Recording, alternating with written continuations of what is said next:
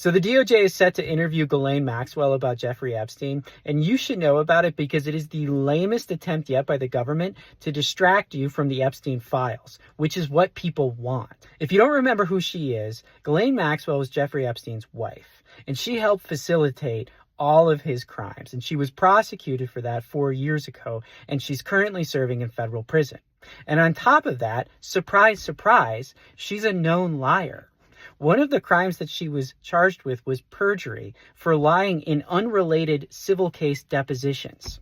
And as somebody who takes depositions with some frequency, I can tell you that lying in depositions is an American pastime, but rarely is the result being charged with perjury. So her and Donald Trump, they speak the same language. And when the DOJ sits across from the table from her for this interview, she's going to be thinking in her head, the DOJ wants me to say that Donald Trump was not part of any criminal activity with Jeffrey Epstein.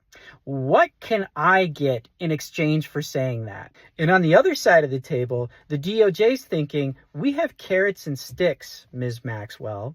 The carrot potentially is your conditions will somewhat improve. Maybe you get a lighter sentence. Who knows? Maybe you get a pardon. Or maybe your life in federal prison doesn't suck so much.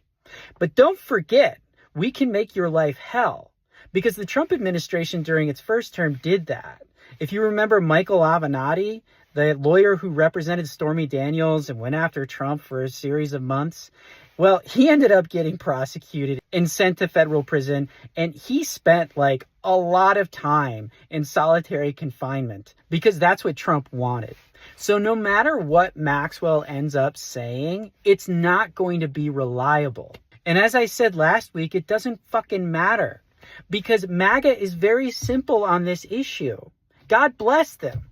They think you either release the Epstein files or you don't. And anything you do other than that is evidence of a government cover-up, which is true.